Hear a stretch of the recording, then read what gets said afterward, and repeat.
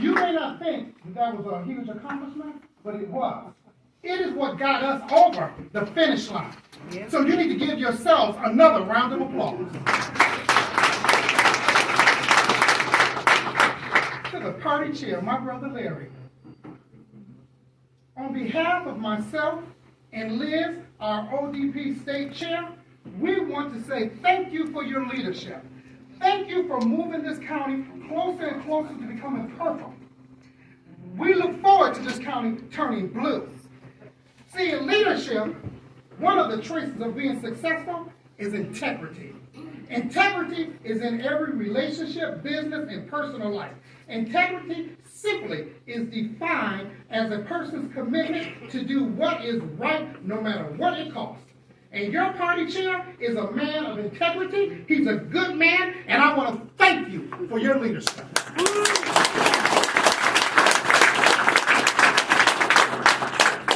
And to your vice chair, my grandmother used to say that if you want something good to say, always go to the good book. And I'm here to tell you that you remind me of Esther in the Bible with your fire and your fight. You remind me of Abigail, where Abigail was known not just for her brains, but her beauty. Thank you, my sister, for everything that you do.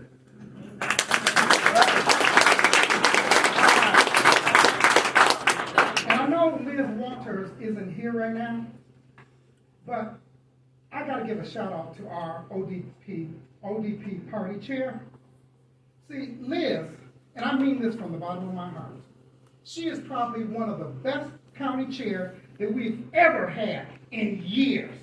She has picked up more congressional seats in the last decade than any other party chair.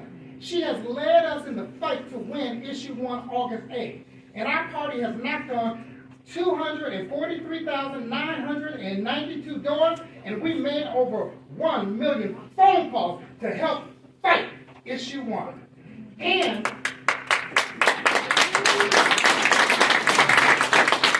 she has brought our party to financial health. And let me put that in layman's terms. We don't owe nobody, and we ain't broke. I want to also acknowledge my UAW brothers and sisters. Now, I'm a union man, but we must support our UAW brothers and sisters. You see, what they're not talking about on the news, they're trying to talk about how greedy they are. What they need to talk about is, years ago, the UAW gave up concessions to save the automobile industry that was about to go down the And all that they're asking for is their fair share. The company is making record profits. So I'm telling you, sisters and brothers, I am sticking with the UAW. I am standing with the UAW. Let me tell you what A. Philip Randolph, who was a civil rights labor leader. A. Philip Randolph, who organized the march in 1963 for jobs and freedom. A. Philip Randolph, who was called the godfather of the civil rights revolution. A. Philip Randolph said when he talked to a crowd like this, because he talked about what a good, solid union contract. A good, solid union contract is what the UAW is fighting for. It's what the Teamsters, SEIU, AFSCME, the steelworkers, the nurses union. A good, solid union contract is what the UAW is fighting for and trying to preserve. A. Philip Randolph said a good, solid union contract allows blacks, middle-class whites, and women the ability to go before their employer proud, upright, as equals, and not bowing, trembling slaves. And I'm here to tell you, sisters and brothers, I'm sticking with the UAW. Because there'll be a cold day in hell before they turn to UAW. Me, my children's children, and generations yet unborn into a bowing, trembling slave. Are you going to stick with your union? Are you going to stick with the UAW, sisters and brothers? Yeah.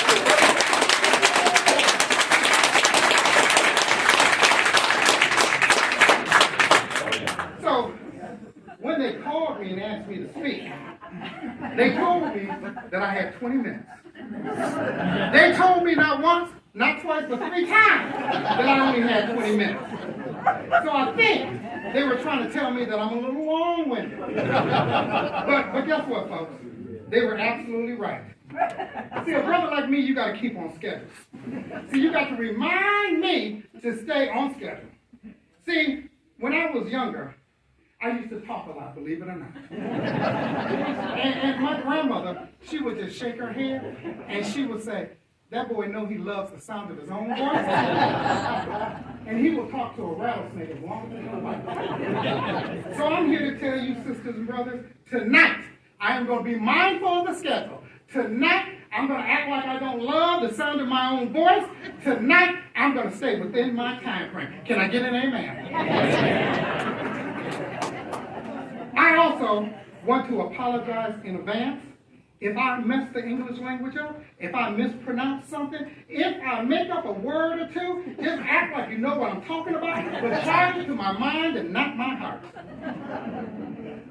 Good evening, Richland County Democrats. Come on now. Y'all have to show a brother some love up in here. If you are happy to be in Richland County, if you're excited to be a Democrat, let them hear you all the way up in Cleveland, Ohio. Good evening!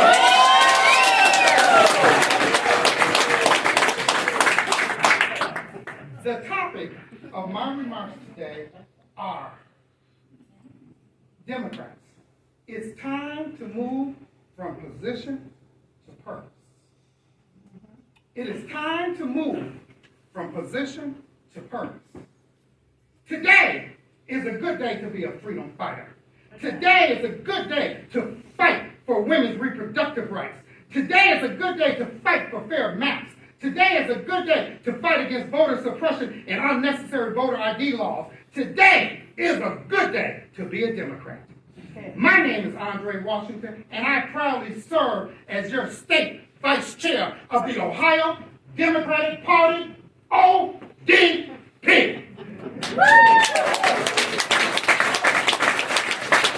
The Ohio Democratic Party is working hard every day on your behalf. We are building a party, not a party of yesterday and not a party from the inner city out. We are building a party that extends in all four corners of the county.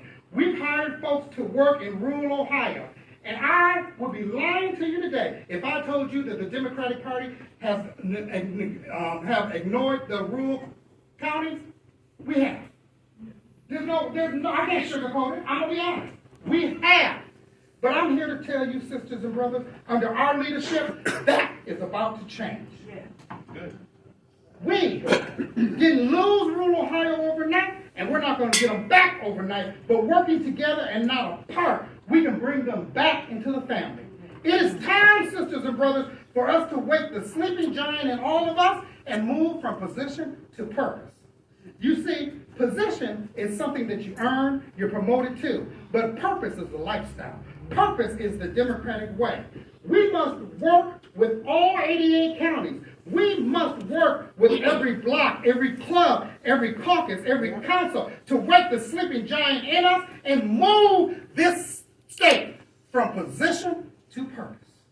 Many of the issues that we fought years ago, we're still fighting today. Racism, voting rights, workers' rights, voter suppression, the school-to-prison pipeline for these young black men, wage disparity between men and women. Why is it so hard for a woman to be promoted to a job that is typically held by a man? Why are they trying to tell a woman what she can and cannot do with her body? That's between her and her family. And why the hell is 45 still saying that the election was rigged and stolen? Brothers and sisters, I don't care how many times they tell you that your county is red. You need to challenge every single seat in this county. That's right. I don't care if it's county commissioner or dog catcher. There should be a Democrat running. At the banquet table of democracy, there are no reserved seats. We need to hold on to what we got and take what is rightfully ours. Yeah. And if you show up to the table and there's no seats, bring a folding chair, but be at the table. Let me, if you don't mind, pause my 20 minutes. Let me tell you a quick story about a rural county. I think it's southeast of here. And I'm not going to tell you the county because I like the chair. So don't nobody come up to me afterwards asking me what county it is, because I'm not going to tell you. But I was in this county, and I'm going to tell you what my secretary said. She said, Andre, I just looked that county up, and do you know it's less than 1% African American, and it's 2% Asian? She said, do you know probably the closest thing to African Americans that they have in that county is the Cosby Show? I thought it was funny, okay? So I was in the county, and so I stopped at the dollar store. And, you know, like I told you earlier, I was just talking, I'm running my mouth, and I was talking to a lady, and we both got through the line, and we're standing outside, and we're talking. We're talking about just current affairs and current issues. And everything that I believe in, she believed in. She didn't believe in banning books. She believed that a woman should have the right to make her own choices. I mean, everything that I believed in. She didn't like these voter suppression laws. She didn't want them taking away early voting. She was a single mom, and early voting is convenient for her. So I asked her a question. I said, are you a Republican or Democrat, if you don't mind me asking? And she said, oh, I don't mind. I'm a Republican. So I said, you do know the things that you believe in are the same things that Democrats believe in. And I said, and I'm just letting you know I'm a Democrat. So she looked at me like a deer caught in the headlights. And I asked her, I said, do you know why you're a Republican? Just curious. And her answer to me was, well, my mother was a Republican. My dad was a Republican. Their parents were Republicans. And then she said something to me that made me look at her like a deer caught in headlights. She said, is there a Democratic Party here? Yeah. Scary. Folks, so what I did was, I gave her an exercise. And I asked her to go home, write down everything we talked about, and other things that are near and dear to you. Put an R over here and a D over there. Draw a line. Add those lines up, and this November, vote your conscience. I'm not asking you to change from R to D. I'm asking you to vote the right way. So I don't know where that woman is. I don't know what she did. But let me tell you what I did. I planted a seed. I planted a seed in her mind. And I also asked her to share with other like-minded people that she knows. So the second thing that I did, now she's carrying the Democratic water. So if everybody did what I just did, we could change an entire generation in rural Ohio from R to D. Because there are people out there that believe the way we believe, but we're not reaching out to them. We need to step outside of our comfort zone. Just don't say that that zip code is all red and they're all Republicans. Just don't say that community is red and they're all Republicans. Go outside your comfort zone. Talk to somebody. You never know who you're going to talk to and if they believe the same thing that you believe. She's a Democrat. She just don't know it yet. It's time. We must move from position to purpose. And we must wake the sleeping giant in all of us. My promise to you, Richland County Democratic Party, that ODP will not be silent as we watch them try to take away voting rights. We will not be silent as we watch them introduce critical race theory that erases my history as if my people never existed. We will not be silent as we watch them try to take over our public schools. We will not be silent as we watch them introduce voter suppression laws that disenfranchise the black and brown community. We will not be silent as we watch them try to tell a woman what she can and cannot do with her body. This November, we need to repeat August 8th. I don't care, sisters and brothers. I will not have a good night's sleep until we win women's reproductive rights.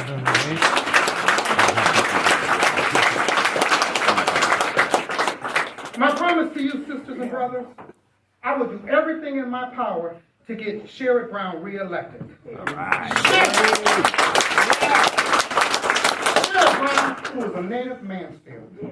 In the last Congress alone, Sherrod introduced and passed historical bills, bipartisan bills, on behalf of all Ohioans, all while he was working to try to take down Big Oil and Wall Street. He helped find common ground with Republicans to pass and sign into law Tax Act, a law that ensures veterans that was exposed to toxic burn pits during their service can get health care that they truly, truly need. Sherrod also successfully fought to save Chillicothe VA, which provides critical care to veterans and supports jobs throughout Southern Ohio. After fighting for years, he led the fight to save the pension of over 100,000 union workers, teamsters, iron workers, bakers. I'm going to fight hard for Sherrod Brown. I'm telling you, sisters and brothers, today, I promise you, I'm going to go to every barbershop, beauty shop, bowling alley, outhouse, hen house, juke joint, and everybody's favorite watering hole to get our Sherrod Brown re-elected. Can I count on you, sisters and brothers? Yeah. Are we going to get Sherrod Brown elected? Yeah. Are we going to return Biden to the White House? Yeah. And are we going to make sure that Donald Trump, you don't got to go home, but you got to get the heck up out of here?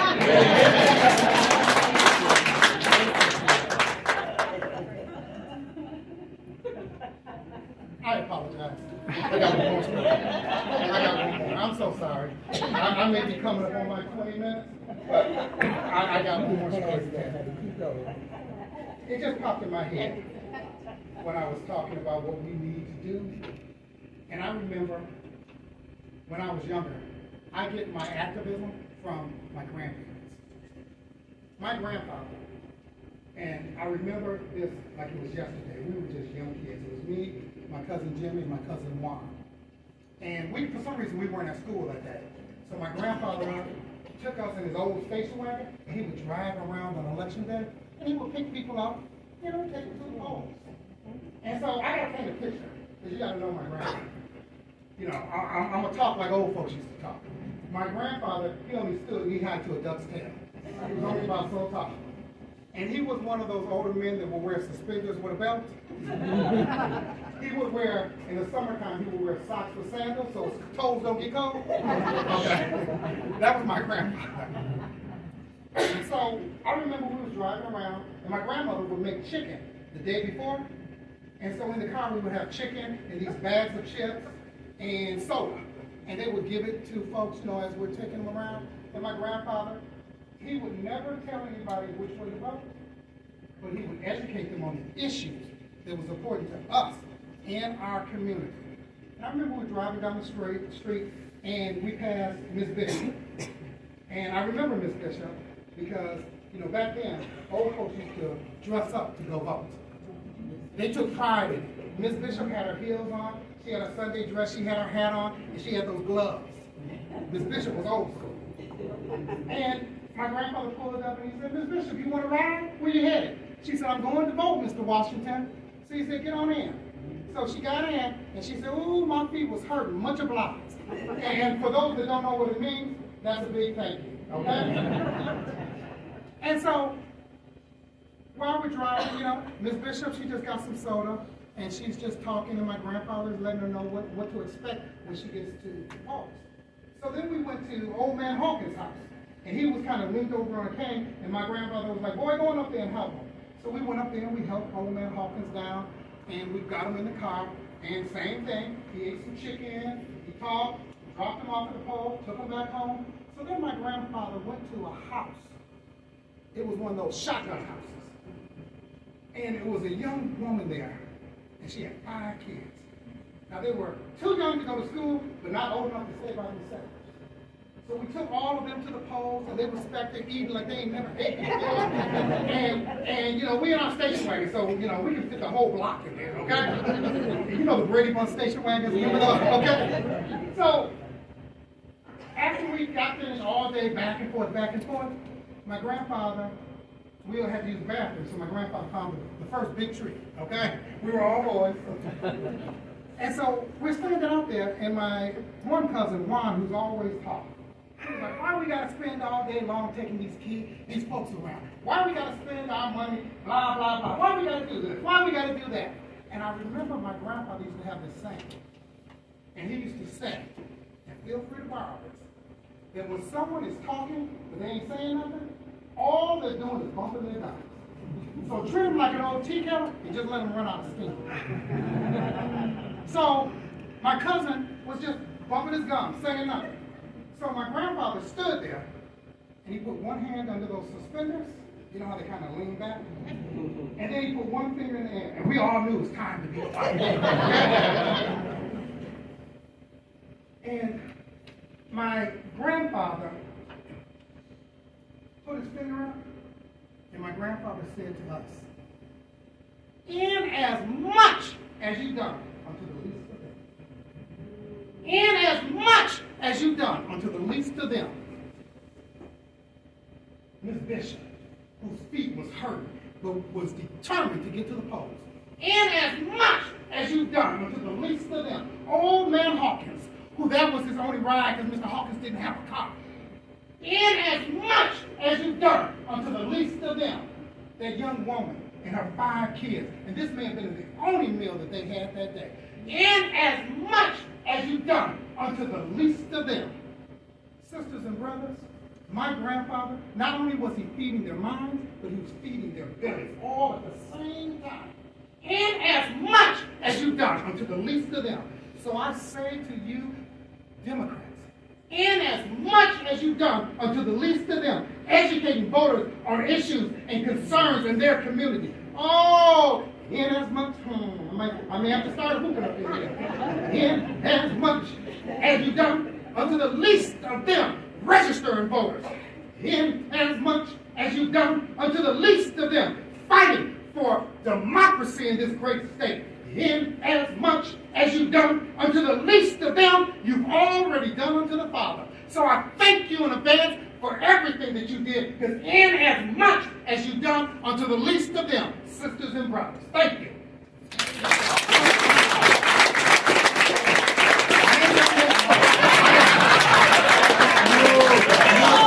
I got 7 more minutes. From that 20 minutes. Okay? I'm timing myself.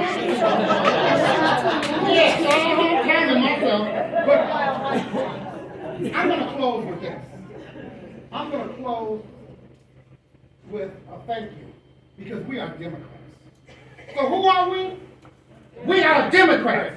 Who are we? We are concerned citizens. Who are we? We are the protectors of the middle class. Who are we? We are the protectors of women's rights, children's rights, workers' rights. Who are we? We are democracy. Who are we? We are the necessary carriers of the torch of democracy that's been handed down from generation to generation for time such as this.